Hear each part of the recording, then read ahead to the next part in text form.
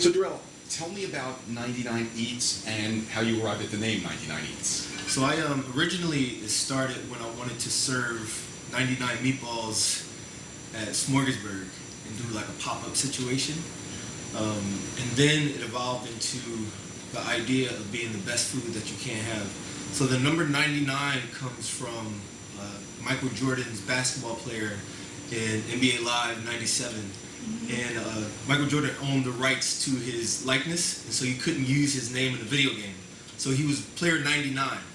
And so the idea behind it was to be a pop-up food brand, and to have the best food that you can't have, basically. Similar to Michael Jordan's character, you couldn't have the best players, so you can't have the best food. And yeah, I kind of ran with it. Right. I liked it. So your website describes you as a virtual culinary brand. Mm-hmm. Does that mean that there are currently no locations to find you now? There aren't. So I strictly operate in a cloud. So I'm not trained culinarily, and so my background is in creative industries and tech. I come from advertising. I got a master's degree in advertising. I have undergrad degrees in IT and marketing. And so in my quirky, weird kind of mind, it made sense to have a cloud-based restaurant that you can pull from this cloud and activate in different spaces whenever you want. And so that's the idea of a virtual culinary brand, that it lives in a cloud via social media, videos, all of these channels. And then whenever I want to bring it to the physical space, I pull it from this cloud, put it there, and just place it back up there. It's also good on rent. I don't have to pay much rent because it's a virtual brand. So yeah. That's great. So yeah, anyone who's listening to this who's got the same dilemma, they know they can do that as well. Oh yeah, you can do it. It's harder, but you can do it. So there's not a lot of reading on your website that tells your story. It tells what you've done, but it doesn't really tell why. So why have you decided on a career in food? So here's what happened. In college, like I said, I was dual major IT marketing undergrad. I was captain of the football team. Went on to play to the NFL for a little bit. Hurt my neck. Went back to grad school. Finished my master's. Came to New York City. Worked in advertising for 5 years. Never went to culinary school. I just really enjoyed cooking. One day I am told that they're having a meatball competition in Brooklyn. I apply for it and I win, using my signature OG sauce, which is a recipe I developed way back and just critiqued over the years. Fast forward to April 2017, I get fired from my job in advertising. And since I had this business, the meatball business, after I won the competition, I started a meatball business, I decided to just try it full time. And here I am. I just went out on a whim, was like, I just don't want to work for anybody anymore. I want to work with people opposed to for them. And food is the hustle. Everything's just a hustle to get to the place I want to be, and that is to be a partner for multiple brands and whatever. And food is the way to do it, pretty much. Has your football story helped your cause, or did you just view football as more of a deviation from it for those few years, or has it opened doors for you? Not at all. Well, everything's opened doors for me, which is great. Football is so important to me because there were a lot of intangibles that I got from the sport that I could then apply to just life in general. So the idea of trying the unknown or pushing yourself beyond these mortal limits that you place upon yourself. The idea of a coach making you do things that you never thought you could do. Football made me realize that I could do those things. And so whenever I attack a day, I attack it with that same approach. Most mornings, I don't want to wake up at 5 or 3 a.m. and make meatballs and then go serve them. You know what I'm saying? But it's a drive that I developed during my football days that helps me and also guides me through these situations.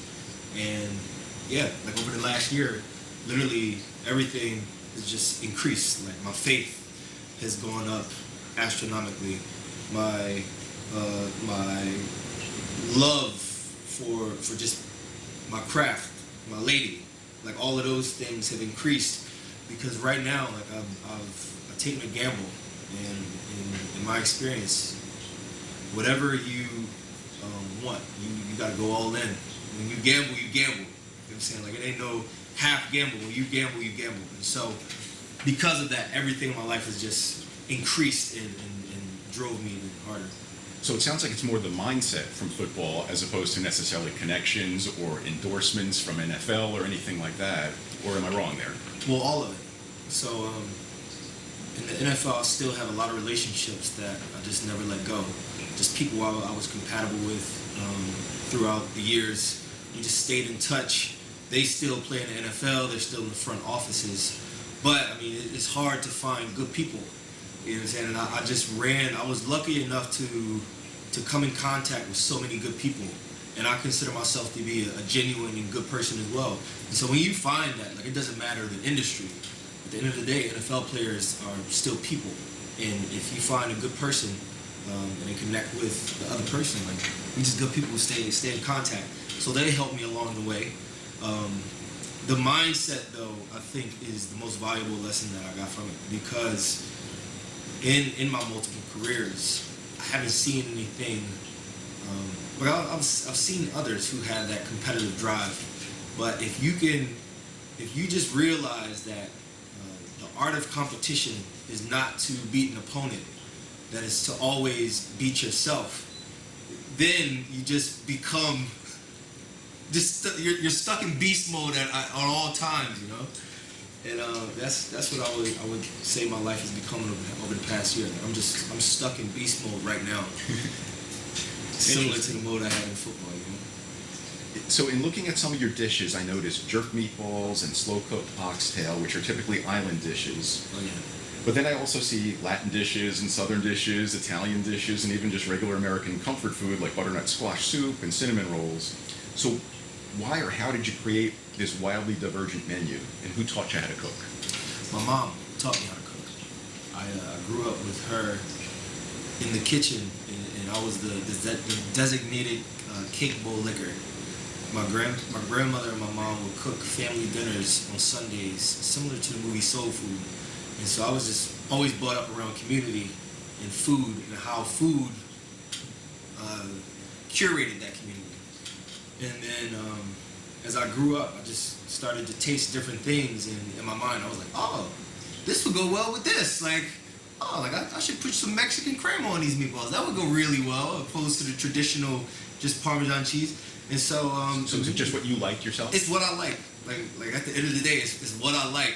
And it's almost like the way I craft my menus is as if I just went to my fridge and looked around and said, man, like, none of these things go together, but let's just get creative with it and create our own dish. And that's what I enjoy about food. Like it's so diverse that you can take particles from different cultures and different cuisines and merge it into your own and express your creativity through another thing. My mind is literally personified through my food. It's just all over the place, and just an appreciator of all these different things. So I'm able to take all of this diverse things that I like and just put it into a mini ball. Yeah, it's great. It makes it unlimited. That way. That's the truth, man. Better. So you said you're doing pop-ups and catering and events like Smorgasburg, or Smorgasburg, I think, was on your website. Mm-hmm. So are you doing any other kind of marketing so far? No. So here's how the business works. Like I said, when I was fired, I didn't turn into a chef. I became a hustler that knew how to cook. Like, that's how I would say how I've lived my life the past couple years, or last year. I'm just a hustler that just so happens to be able to cook really well. And so with that, when you get fired and you don't have any money, like literally I was broke as out of the what when I got fired, you gotta just become creative. And so the way I broke it down was, okay, I don't have much money, but I have these skills. And I also have seemingly an unlimited amount of time. And so how can I make the most amount of money in the least amount of time and maximize my time so that I could also build to this greater idea of never working for somebody again and only working with people. And so what I did was think about all of it. I said, okay, Smorgasburg, it would make sense if, one, I had a team that I could pay and do this for me. So we gotta eliminate Smorgasburg. We can't do this anymore, right? Second, I was like, okay, corporate caterings, boom. This might be an opportunity because usually corporate offices, they feed a lot of people, which then is an opportunity for me to maximize my time in the kitchen. So I cook a lot of meatballs opposed to a little bit of meatballs. And I also get to serve a lot of people, which then brings in more money than me serving less people in a smaller amount of time. So I said, okay, corporate catering it is. That will be how we make money. And then I also said, okay, how can I do this the most cost-efficient way possible? And so I had to develop a system where I could make. The other day I set a record with 800 meatballs in 3.5 hours. Wow. By myself. And so I had to develop a system which allowed me to be almost machine-like, using technology, using just simple things that shave minute carvings of time. And that's what I did. Just over the years, I came up with an idea. I said, okay, corporate catering is, I know nothing about catering. What do I need to find out? Let's dive in deep. Let's take this gamble, really do it, be immersed in it, figure out every single problem, and figure out how to solve it. And yeah, I could feed 800 people using an Uber and getting all my equipment in the back of a Camry. Wow. And so like, that's how my mind works. You know, like I was able to take everything I learned from my academics, everything I learned from football, like how my coaches manage periods, how they manage time. I was able to think about the tech industry and how technology, if done right and applied correctly, can be extremely useful. And I run my business full time. It has literally 2 arms right now, which is the catering portion, and then the video portion is me collaborating with different brands to do recipe cards and videos for multiple platforms. So it's still just you right now? There's no partners or helpers? No partners, no. The helpers are, because when you got a small business, it's extremely difficult. Like there's certain times that you got to pay for certain insurances or, like it's so many different things when you try to bring in employees, which is tough.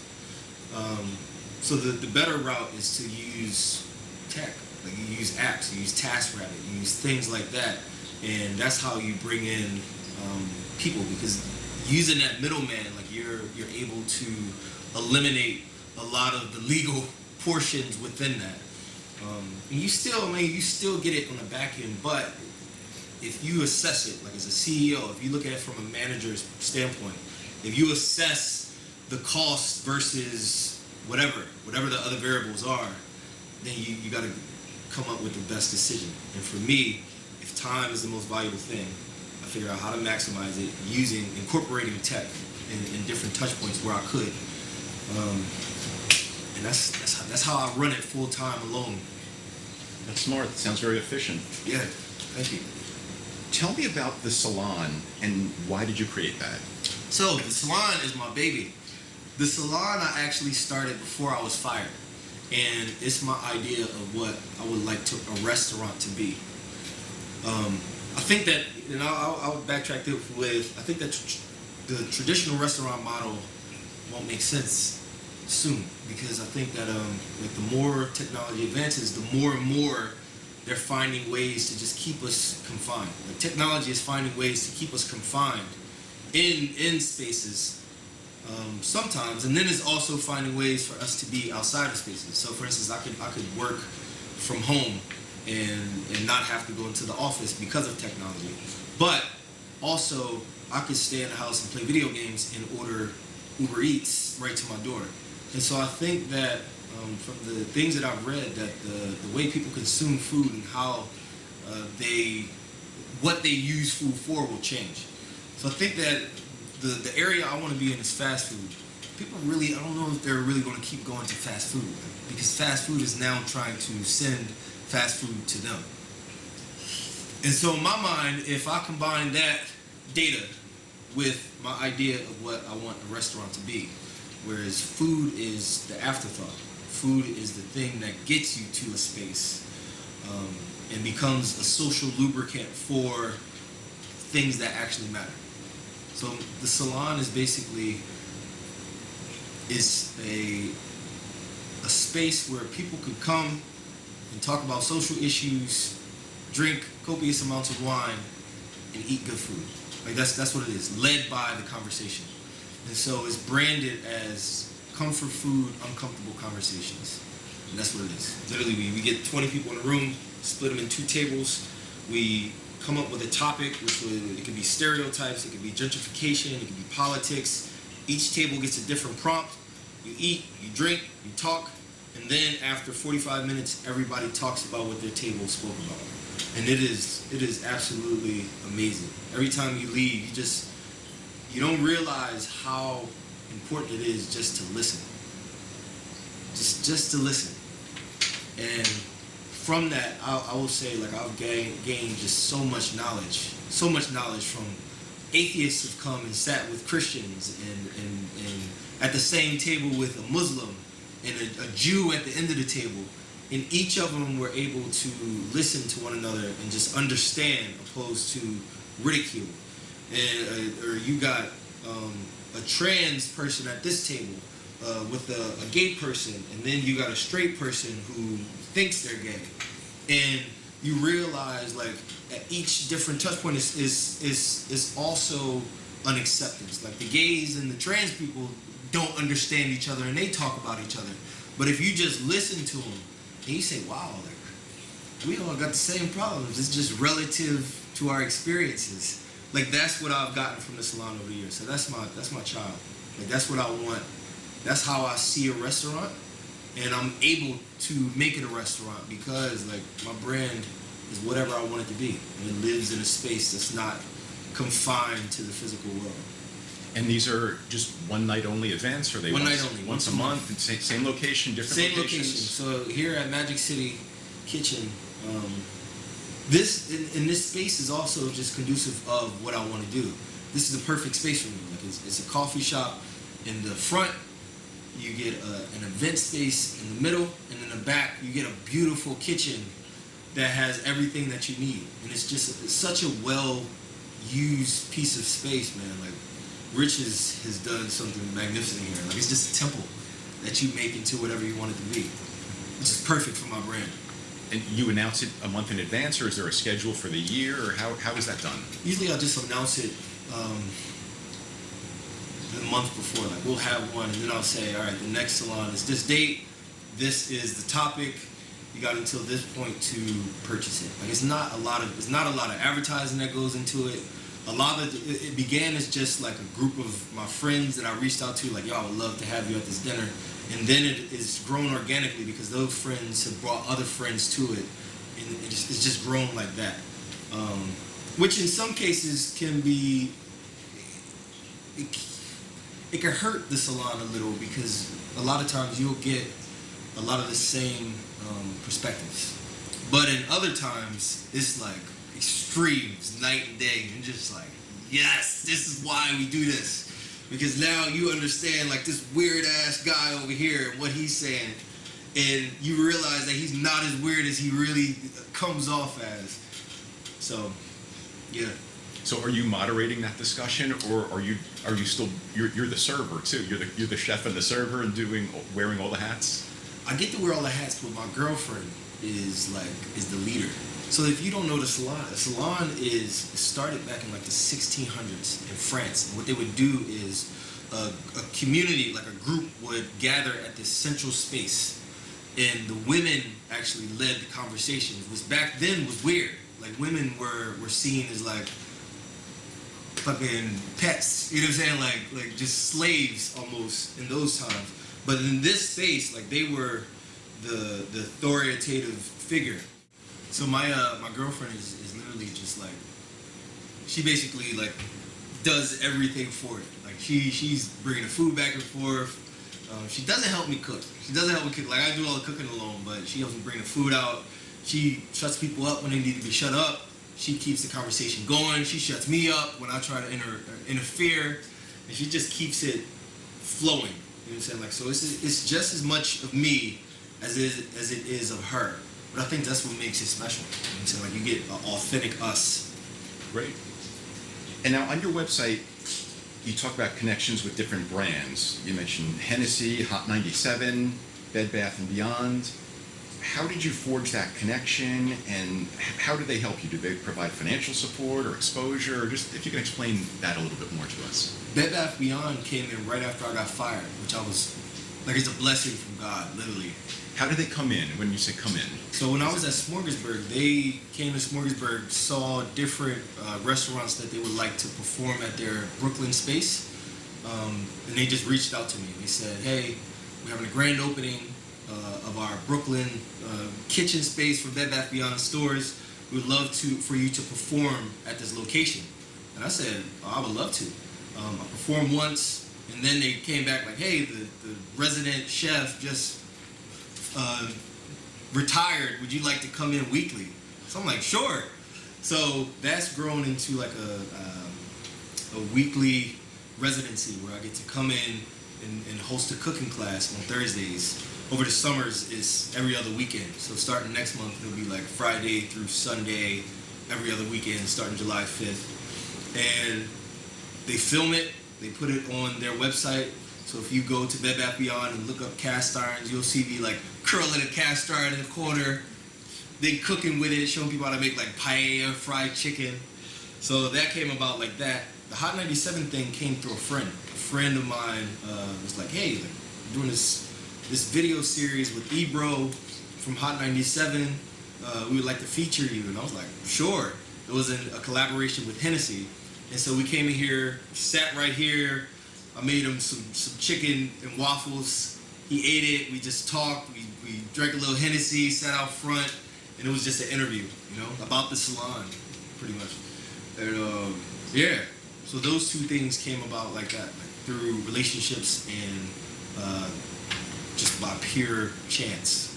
Is this feature of Bed Bath & Beyond something new that they're exploring, where they offer these kitchens or these classes for their customers? Or so the space in Sunset Park, Brooklyn is over, it's near Industry City.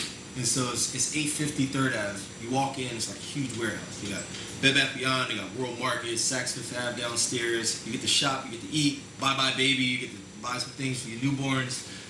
And then they have like a kitchen space / studio with like cameras all around. It's a seating area. And literally I'll stand there and I'll cook. And I'll get like a huge crowd.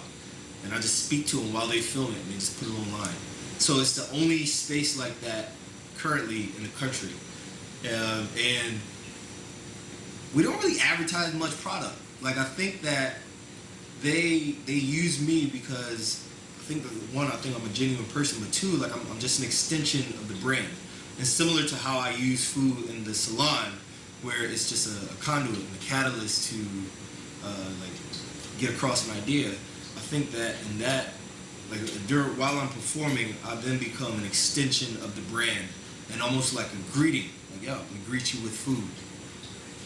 Like this is who we are as a brand, and I love it. Like, the team that I work with is an awesome team. Like, just great people, you know. So yeah, and that's what I've always seen Bed Bath Beyond it as, like, just almost like if I could make it a person, I would make it like a mom who's just like, make sure you pack your Swiss Army knife before you go to school, like things like that. You know what I'm saying?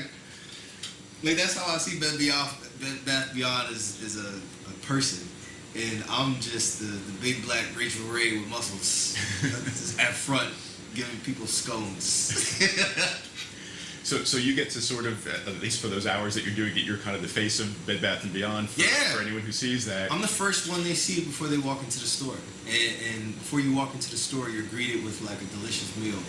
So I mean, I think I get a special role.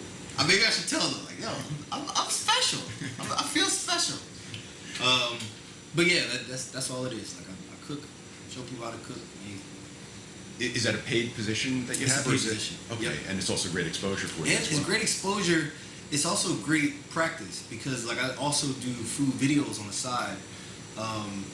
And since I'm in front of a crowd and also a camera, you got to figure out how to work both because you got to work the faces and reactions in the crowd. But then you also got to make sure that you cover everything so that the people who aren't there have a complete story. You know, so it's not easy. Like it's something that you have to practice, but it's something that some people can make look easy because like they put in those hours. I think that Bed Bath Beyond, one, allows me to put in those hours, but then two, like it allows me to critique myself, similar to film study in sports. I get to see myself on camera, I get to critique it, and then I just get to make those changes the next time I do it. And did they let you advertise 99 Eats there, or is it Oh, yeah. strictly 99 For sure. Bed Bath & Beyond at that point? Well, all of my videos have my brand logo at the top right of it, and I get to keep the content, and so that's populated on my website 99eats.co. As soon as you go to the front page, it's just me, like a ton of videos of me cooking and showing people how to make different things. That's great. Can you talk to me about the business itself? Are you an LLC, and how much capital did you begin with? So I'm a single member LLC, which is similar to a sole proprietor with like a little bit more liability, or not liability, limited liability, like on me. Most of the liability falls on the business, whereas a sole proprietor, you just like, if I get sued, they take my money, whereas like if I get sued with an LLC, they take the business's money.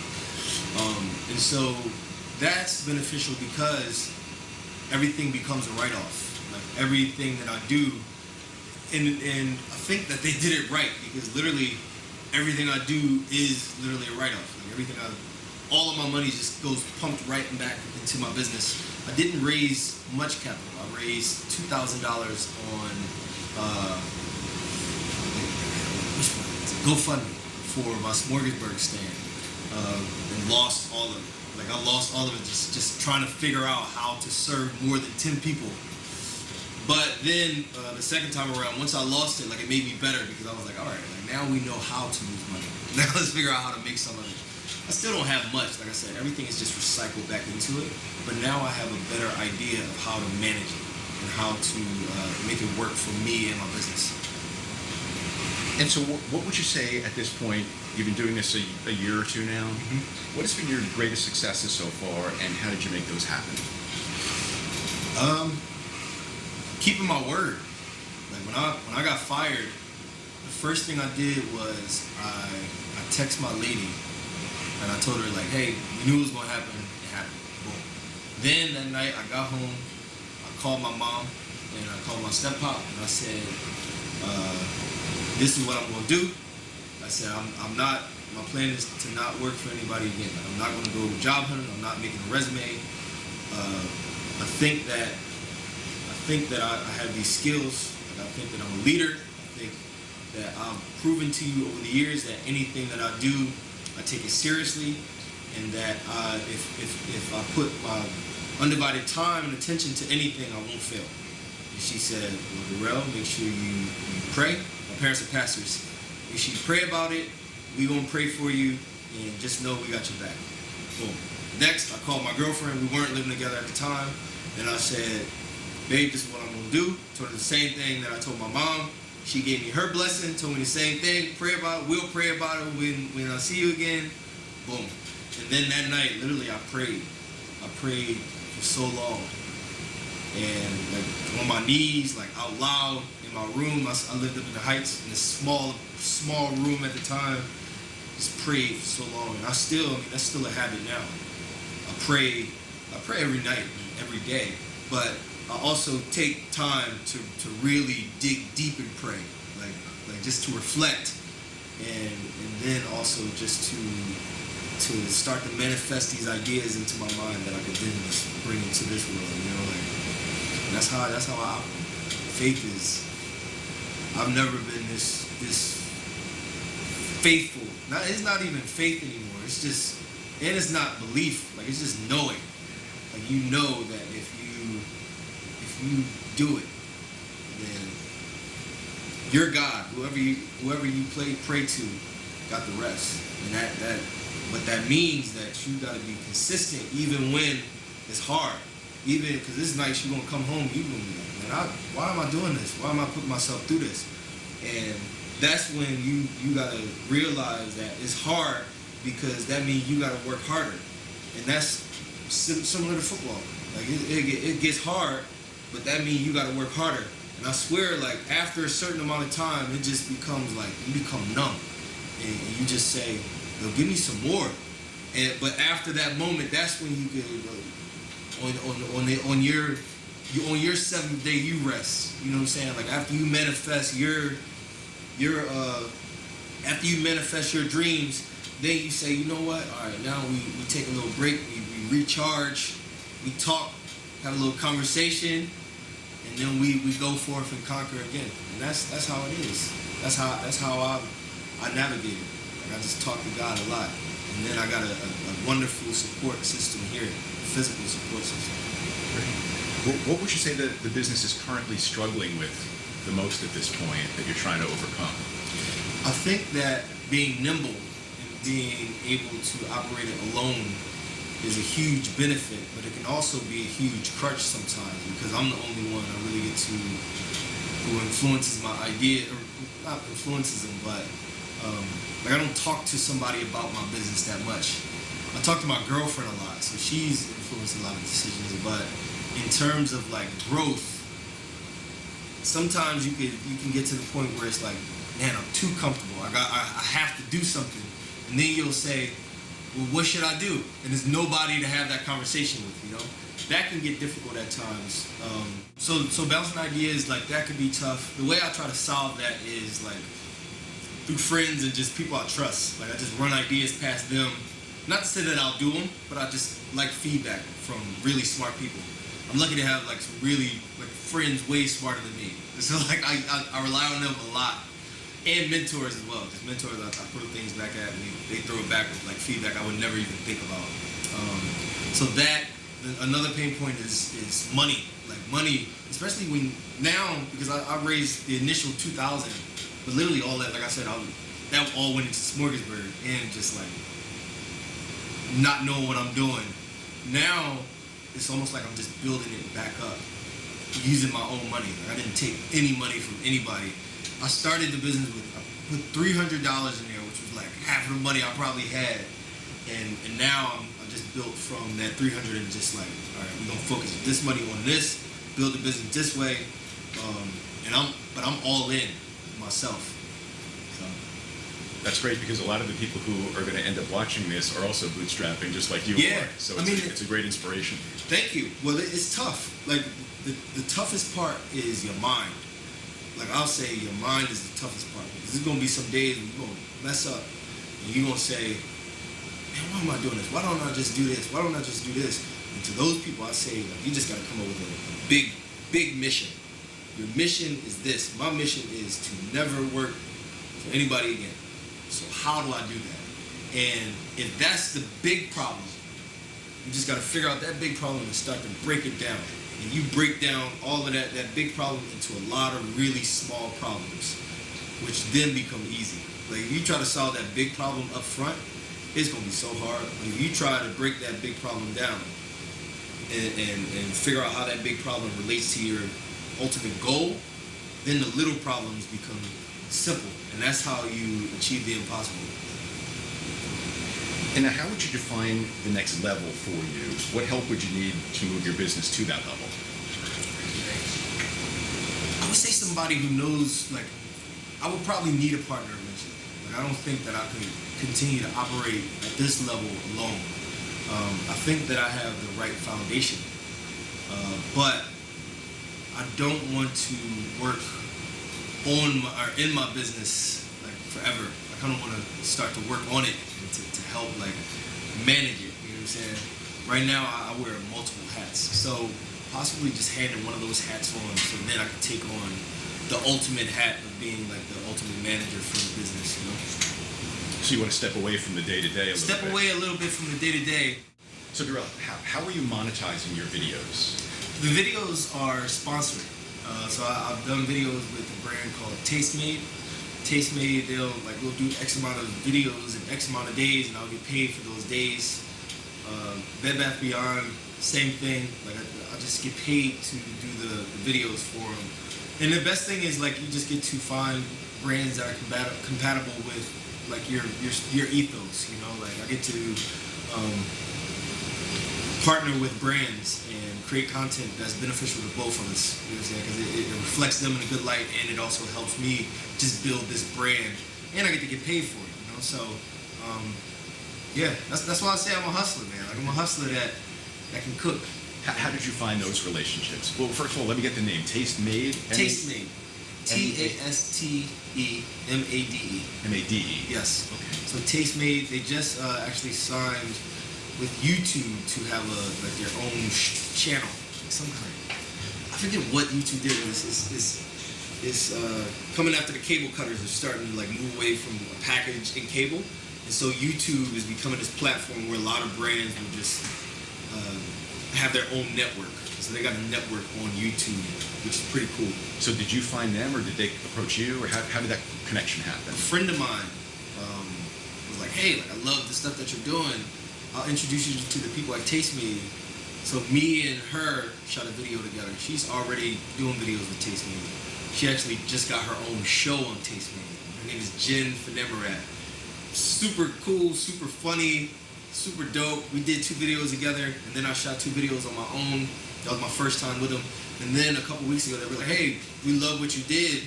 We'd love to like fly you out to our studios in LA and shoot like a 3-day set of videos." And I'm like, "Sure." So yeah, that's how that happened. Hard to say no to that. Exactly, right?